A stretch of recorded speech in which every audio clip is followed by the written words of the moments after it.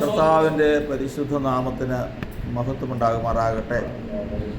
എല്ലാവർക്കും ക്രിസ്തുയേശുവിൻ്റെ ധന്യമായ നാമത്തിൽ സ്നേഹവന്ദനത്തെ അറിയിക്കുകയാണ്.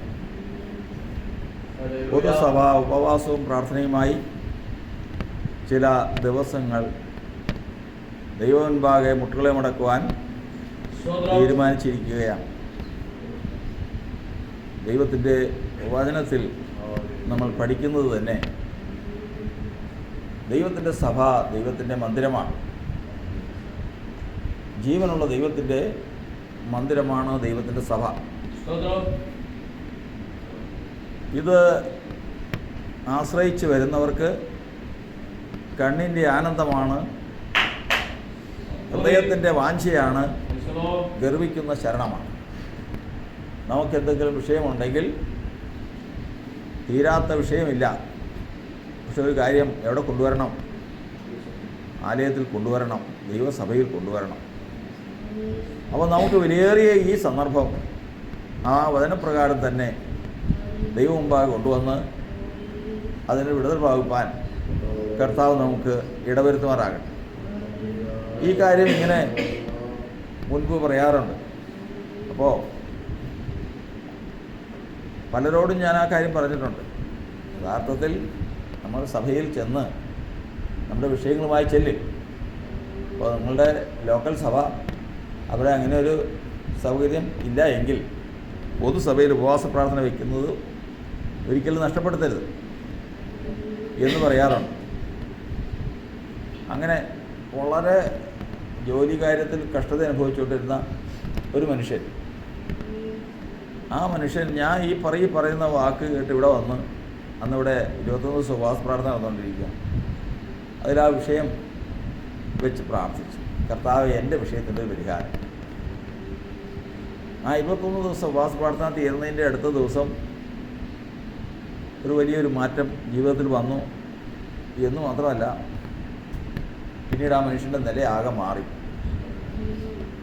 മാറിയെന്ന് പറഞ്ഞാൽ ഇന്ന് വലിയൊരു നിലയിൽ ആ മനുഷ്യൻ എത്താനിടയായി തീർന്നു. അപ്പോൾ ദൂരസ്ഥന്മാർ വന്ന് യഹോവയുടെ ആലയത്തിൽ പണിയും എന്ന് വചനത്തിലുള്ളതുപോലെ ഞങ്ങളൊക്കെ ഇച്ചിരി ദൂരെയുള്ളവരാണ്. ഇവിടെ വന്ന് എല്ലാ കാര്യങ്ങളും മാറ്റിവെച്ചതിന് ശേഷം ഇവിടെ വന്ന് അഭയം പ്രാപിച്ചാൽ നമുക്ക് തീരുമാനവും വിടുതലും ഉണ്ടാകും എന്നുള്ളത് നമ്മുടെ പ്രത്യാശയാണ്, അത് അനുഭവമാണ്. അതുകൊണ്ട് ആരും സംശയിക്കേണ്ട കാര്യമില്ല. നമ്മുടെ പ്രാർത്ഥന കർത്താവിൻ്റെ സന്നിധിയിലേക്ക് സമർപ്പിക്കാനുള്ള സമയമാണ്. നമുക്കത് ചെയ്യാം. കാരണം നമുക്കതാണ് പറഞ്ഞിരിക്കുന്നത്. നമ്മുടെ പ്രാർത്ഥന കർത്താവിൻ്റെ സന്നിധിയിലേക്ക് സമർപ്പിക്കുക. അവിടെ എത്തിയതും കൂടെ നോക്കിക്കൊള്ളണം. ദൈവത്തിന് മുമ്പാകെ ഈ പ്രാർത്ഥന എത്തുന്നുണ്ടോ എന്നും കൂടെ നമ്മൾ ചിന്തിക്കാനുള്ള ഉത്തരവാദിത്വം നമുക്കുണ്ട്. എത്തിയെന്ന് നമ്മൾ എങ്ങനെ അറിയും? എത്തിയെന്നുള്ളതിന് അതിന് 2 വശമുണ്ട്. വചനം പറയുന്നത്, ഞാൻ എൻ്റെ ഹൃദയത്തിൽ അകത്യം കരുതിയിരുന്നുവെങ്കിൽ കർത്താവ് കേൾക്കയില്ലായിരുന്നു. എന്നാലോ അവൻ എൻ്റെ പ്രാർത്ഥനാ ശബ്ദം ശ്രദ്ധിച്ചിരിക്കുന്നു. അപ്പോൾ ഹൃദയത്തിൽ എന്ത് കരുതിയില്ല? അകൃത്യം കരുതിയില്ല. ഹൃദയത്തിലുള്ളത് ആ വളവും തിരിവും ദോഷമൊക്കെ അങ്ങ് മാറ്റിവെക്കണം. അങ്ങനെ ഉണ്ടെങ്കിൽ ദൈവത്തിൻ്റെ വചനം പറയുന്നത് നിശ്ചയമായിട്ടും ദൈവത്തിൻ്റെ സന്നിധിയിൽ പ്രാർത്ഥന എത്തും. പ്രാർത്ഥന എത്തിയിട്ടുണ്ടെങ്കിൽ പിന്നെ ഹന്നയുടെ മുഖം വാടിയില്ല. ഏത് വിഷയത്തിന്മേലാണെന്ന് വാട്ടമുള്ളത്, ആ വാട്ടമുള്ള വിഷയത്തിൽ ഇനിമേൽ അതിന് വാട്ടം ഉണ്ടാവില്ല. അതുകൊണ്ട് കർത്താവിൻ്റെ സന്നിധിയിലേക്ക് നമുക്ക് വ്യവസ്ഥ പ്രകാരം വെച്ച് പ്രാർത്ഥിപ്പാൻ കർത്താവ് നമ്മെ സഹായിക്കുമാറാണ്. നമ്മളിന്ന് ദൈവത്തിൻ്റെ വചനത്തിൽ നിന്ന് കേട്ടുകൊണ്ടിരിക്കുകയായിരുന്നു. ഭാഗ്യവാൻ, ദൈവത്തിൻ്റെ ആലയത്തിൽ വസിക്കുന്നവൻ ഭാഗ്യവാനാണ്. നല്ല വചനം, എത്ര ശ്രേഷ്ഠമായിട്ടുള്ള വചനം. ഭാഗ്യവാനായി തീരണമെങ്കിൽ അതിന് ചില വ്യവസ്ഥകളുണ്ട്. എന്ത് അവനൊക്കെ എവിടെ ചെന്നാലും ഉണ്ടല്ലോ, അവനൊക്കെ എവിടെ ചെന്നാലും അങ്ങ് ചെന്നാൽ മതി, ഭാഗ്യം അവൻ്റെ പിന്നാലെ ഉണ്ട്. മറ്റു ചിലരെ കുറിച്ച് പറഞ്ഞിട്ടുണ്ട്, എവിടെ പോയാലും ഗതിയെന്ന് പറഞ്ഞതില്ല. പരീക്ഷയ്ക്ക് ചെന്ന് പഠിച്ച ഒരൊറ്റ വാക്കും ഒരൊറ്റ വിഷയവും വന്നിട്ടില്ല. വന്നത് മുഴുവനും പഠിക്കാത്തത്. അല്ലെങ്കിലും ഞാനൊരു ഭാഗ്യം കെട്ടവനാണ്. മറ്റൊരുത്തൻ കൃത്യമായിട്ട് അറിയാവുന്നത് മാത്രമേ വന്നിട്ടുള്ളൂ. എൻ്റെ ഭാഗ്യം. ഇതൊക്കെ നമ്മൾ എന്നും കേൾക്കുന്നതാണ്. ഭാഗ്യവശാൽ ഭാഗ്യവശാൽ ഭാഗ്യവശാൽ നിർഭാഗ്യവശാൽ കഷ്ടകാലത്തിന് മുതൽ ഇങ്ങനെ എന്നും കേൾക്കുന്ന വിഷയമാണ്. പക്ഷേ ഒരു കാര്യം ഓർത്തുകൊള്ളണം, ഭാഗ്യത്തിൻ്റെ പിന്നിലുള്ള ചരിത്രം ആരും ഓർക്കില്ല. ഭാഗ്യത്തിലുള്ള പിന്നിലുള്ള ചരിത്രം എന്ന് പറയുമ്പോൾ രൂത്ത് ചെന്ന് പെട്ടത് ബോവസിൻ്റെ വയലിലാണ്. അവിടെ വേറെ ആരെയൊക്കെ വയലുണ്ടെന്നറിയാമോ? അവിടെ തൊട്ടടുത്ത് ദുഷ്ടൻ്റെ വയലുണ്ട്. അറുത്ത കൈക്ക് ഉപ്പ് തേക്കില്ല എന്ന് പറയുന്ന തരത്തിലുള്ള ദുഷ്ടന്മാരുടെ വയലുണ്ട് അവിടെ. രാവിലെ മുതൽ വൈകുന്നേരം വരെ അധ്വാനിച്ചു കഴിഞ്ഞാൽ ഉപജീവനത്തിന് തന്നെ കഷ്ടി കിട്ടുന്ന വയലുണ്ട് അവിടെ നിന്ന്. പക്ഷേ ഇവള് ചെന്ന് പെട്ടത് എവിടെയാണ്? ബോവസിൻ്റെ വയലില്ല. അതെന്തുകൊണ്ടാണ്? ഭാഗ്യവശാല. എന്താണ് അവൾക്ക് അങ്ങനെ കൃത്യമായിട്ട് ആ ഭാഗ്യം കിട്ടാനുള്ള കാരണം? ആ ഭാഗ്യം കിട്ടാനുള്ള കാരണം അതിനാണ് കഥാനുഭവനം പറയുന്നത്. ഇതിന് മുമ്പ് ഒരു സംഭവം ഉണ്ടായി. ഇവള് കഷ്ടപ്പെട്ടതുപോലെ തന്നെ കഷ്ടപ്പെട്ട വേറൊരാളുണ്ട്. ഇവള് ചെയ്തതുപോലെ തന്നെ ചെയ്ത വേറൊരാളുണ്ട്. ഒരു കുടുംബത്തിൽ ഇവളോടൊപ്പം ജീവിച്ചിരുന്ന വേറൊരാളുണ്ട്. ഓർപ്പ എന്ന് പറഞ്ഞു, രൂത്തിനോടൊപ്പം ജീവിച്ചിരുന്ന വ്യക്തിയാണ് ഓർപ്പ. രണ്ടുപേരും. രൂത്ത് ഇച്ചിരി കൂടുതൽ അമ്മായിയമ്മേനെ സഹായിച്ചെന്നോ, ഇച്ചിരി ഭക്തി കൂടുതലുണ്ടായിരുന്നോ, അല്ലെങ്കിൽ ഏതെങ്കിലും കാര്യം അവിടെ അങ്ങനെ പറഞ്ഞിട്ടുണ്ടോ? ഇല്ല. അമ്മായിയമ്മ പറയുന്നത് ഒരുപോലെയാണ്. നിങ്ങൾ എനിക്ക് ചെയ്തതുപോലെ, ഈ കുടുംബത്തിൽ എനിക്ക് ചെയ്തതുപോലെ ദൈവം നിങ്ങളോട് ചെയ്യട്ടെ. അപ്പോൾ അവിടെ ഏറ്റക്കുറിച്ച് വന്നത് രണ്ടുപേരും ഒരുപോലെ ചെയ്തതാണ്. ഇവിടെയാണ് നമ്മൾ ശ്രദ്ധിക്കേണ്ടത്. വിശ്വാസത്തിൽ വന്ന് ധാരാളം കാര്യങ്ങൾ എല്ലാം ചെയ്തിട്ടുണ്ട്. ഓരോരുത്തരും താൻ്റെ അവസ്ഥകളൊക്കെ പറയുന്നത് കേട്ടിട്ടുണ്ട്. ഞാൻ എന്തെല്ലാം കാര്യങ്ങൾ ചെയ്തു. പക്ഷെ എനിക്ക് കിട്ടിയത് എന്താ? ഇന്നും ഒരു ഭാഗ്യമെന്ന് പറയുന്നത് ഞാൻ എത്തിയിട്ടില്ല. എന്താ കാരണം? അവിടെയാണ് കർത്താവിൻ്റെ വചനം പറയുന്നത്, ദൈവസഭയിൽ എന്തെല്ലാം ചെയ്തെന്ന് പറഞ്ഞാലും ഭാഗ്യം വരുന്നതിന് അടിസ്ഥാനമായിട്ടൊരു കാര്യമുണ്ട്. എന്താ കാരണം? അപ്പോസ്തലപ്രവൃത്തിയുടെ പുസ്തകം 11-ാം അധ്യായത്തിൻ്റെ 22-ാം വാക്യം വായിക്കും. അപ്പോസ്തലപ്രവൃത്തിയുടെ പുസ്തകം 11-ാം അധ്യായത്തിൻ്റെ 22-ാം വാക്യം. ഭാഗ്യം വരുന്നതിനുള്ള വഴിയാട്ടോ, വ്യവസ്ഥയാണ്. ധൈര്യമായിട്ട് ഹൃദയത്തിൽ സംഗ്രഹിച്ചതിന് ശേഷം പ്രാർത്ഥിച്ചോ.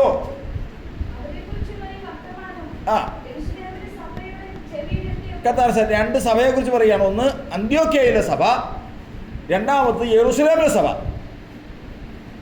അന്ത്യോക്യയിലെ സഭയെക്കുറിച്ച് കേട്ട് എന്നെ കേട്ടതെന്നറിയാമോ? അയ്യോ, അവിടെയൊക്കെ ചില പണ്ട് പറയായിരുന്നു, ഞങ്ങൾ അവിടെയൊക്കെ പറയായിരുന്നു, ഇവിടെ വന്നാൽ മതി, ദൈവമേ പെരിങ്ങാണ്ട് സഭയിൽ ചെല്ലണം, തീ കത്തും. എന്താണെന്നറിയോ? ഈ മണക്കാല സഭയിൽ ചെന്നാൽ മതി, വയല സഭയിൽ ചെന്നാൽ മതി.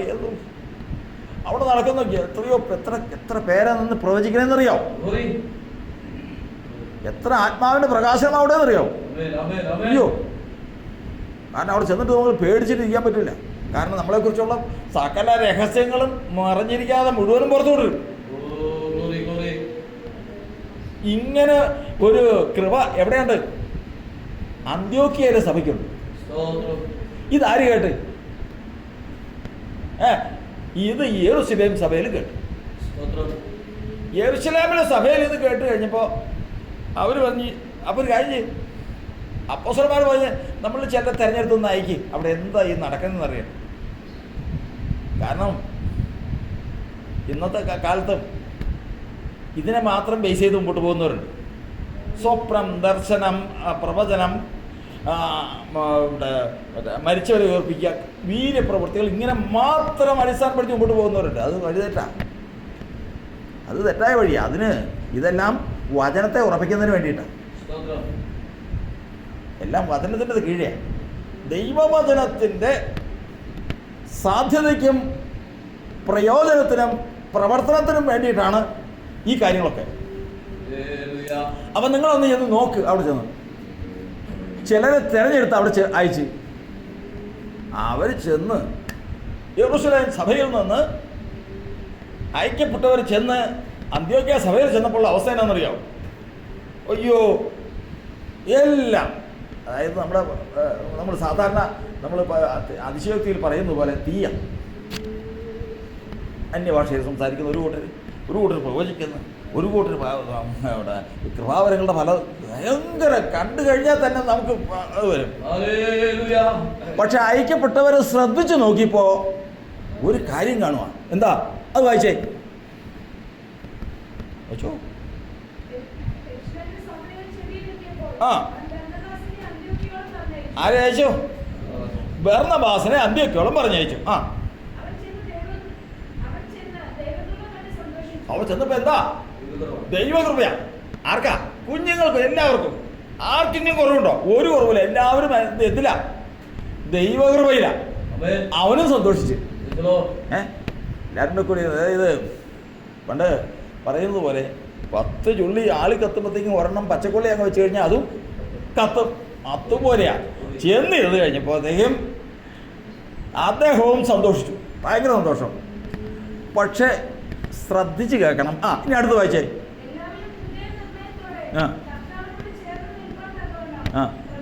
കർത്താവ് സത്രാവും. എല്ലാവരും ദൈവകൃപയുണ്ട്, കൃപാവരങ്ങളുണ്ട്, പ്രവചനങ്ങളുണ്ട്, എല്ലാം ഉണ്ട്. പക്ഷെ എല്ലാവരുടെയും ഹൃദയത്തിൽ എന്തില്ല? നിർണയമില്ല. അതെന്താ നിർണയം? നിർണയം എന്ന് പറഞ്ഞു കഴിഞ്ഞാൽ അത് തന്നെയാണ് തുടങ്ങാൻ വിശ്വാസത്തിൻ്റെ ആരംഭം. അവിടെയാണ്. ഇപ്പം ഈ പറഞ്ഞ കൃപയിലല്ലേ? കൃപ ഒക്കെ അത് ആദ്യത്തെ ഘട്ടമാണ്.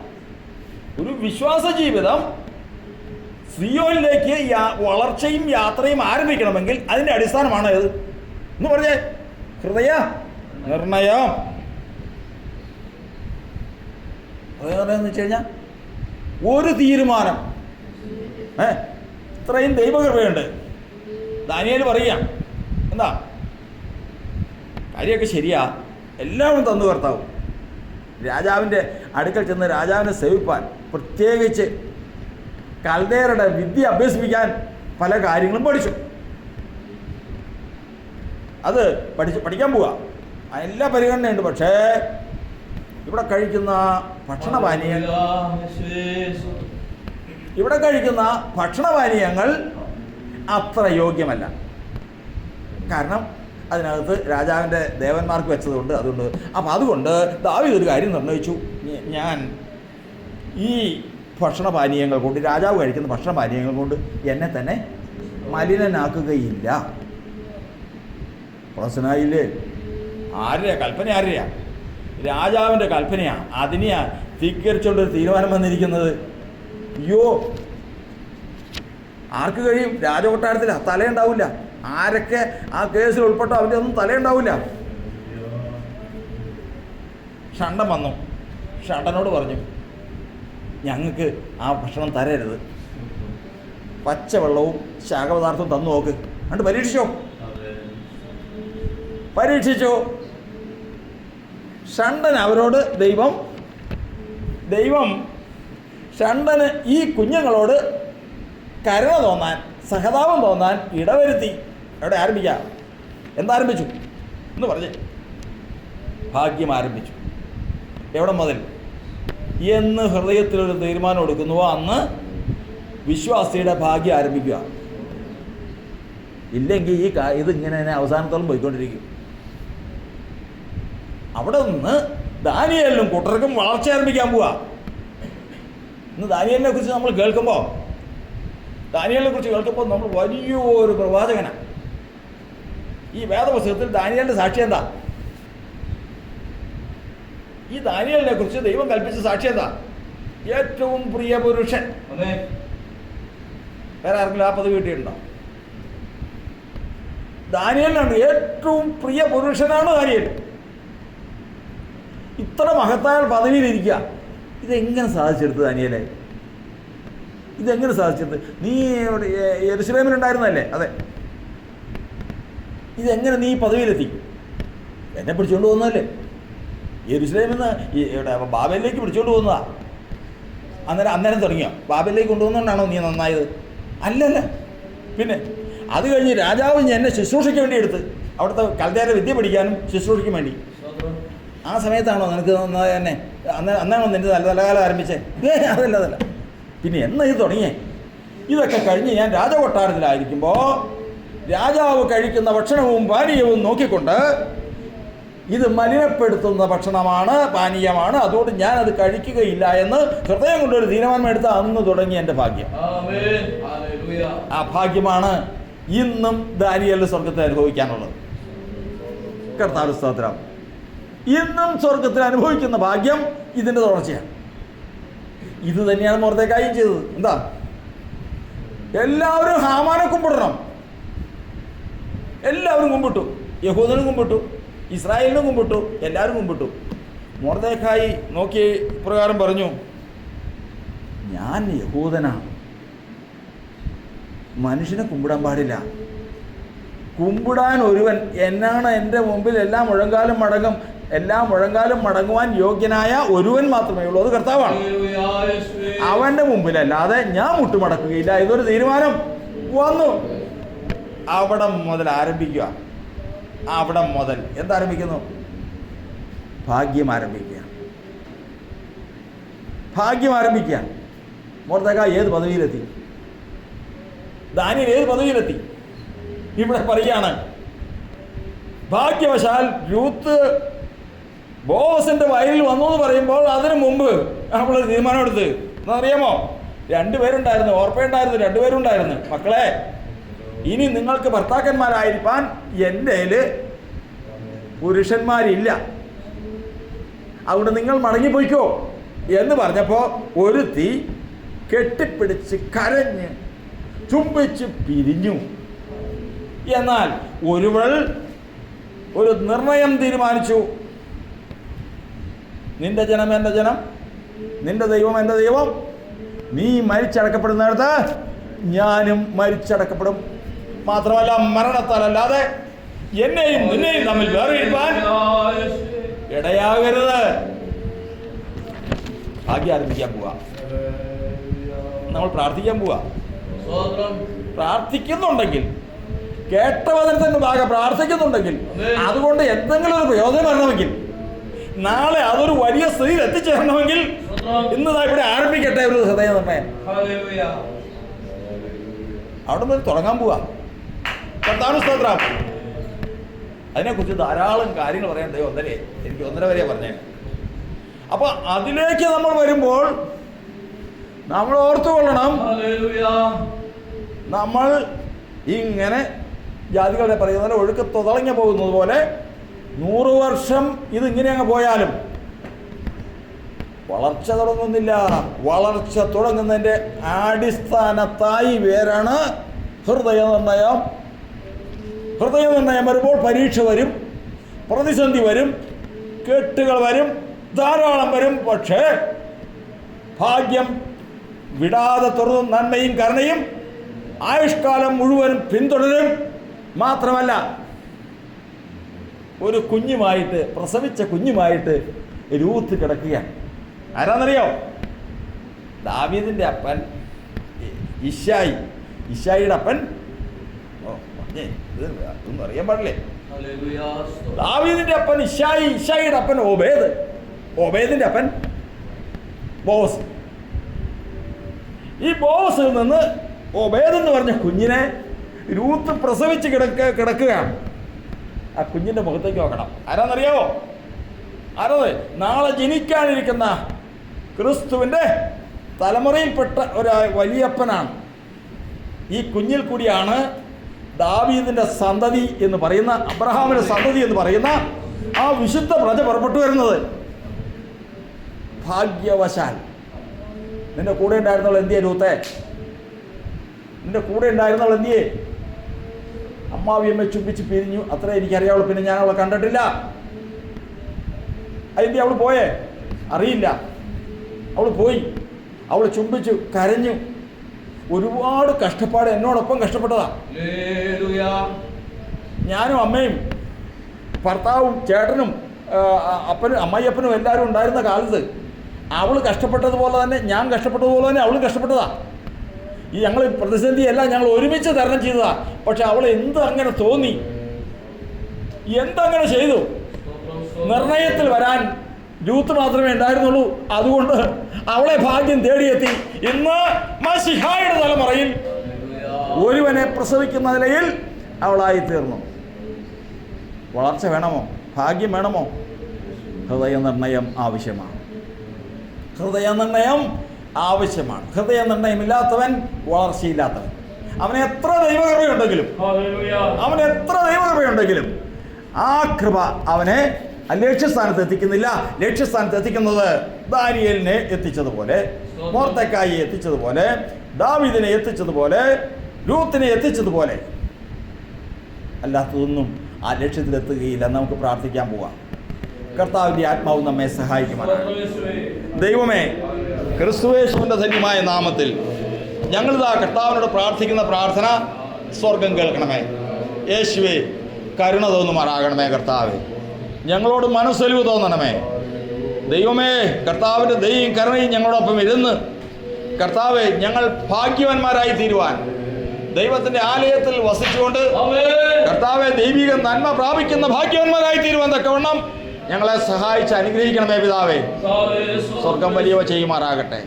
സ്വർഗം വലിയവ ചെയ്യുമാറാകട്ടെ. കാത്തുകൊള്ളണമേ അപ്പച്ച. സ്തോത്രം ചെയ്തു പിതാവേ. ഹൃദയ നിർണയത്തോടെ കർത്താവിലേക്ക് അടുത്തു വരട്ടെ കർത്താവേ. ഞങ്ങളുടെ വളർച്ച, ക്രിസ്തീയ ഭാഗ്യത്തിന്റെ വളർച്ച, അത് പൂർത്തീകരിച്ച് വഴുവാതെ കാണണം. ഞങ്ങളെ സഹായിക്കുമാറാകണമേ. കാത്തുകൊള്ളണമേ, അനുഗ്രഹിക്കണമേ. സ്തോത്രം, സ്തോത്രം, സ്തോത്രം, സ്തോത്രം. ഹല്ലേലൂയ, സ്തോത്രം. യേശുവാസ് പാസ്റ്ററായി പ്രാർത്ഥിക്കുന്നു.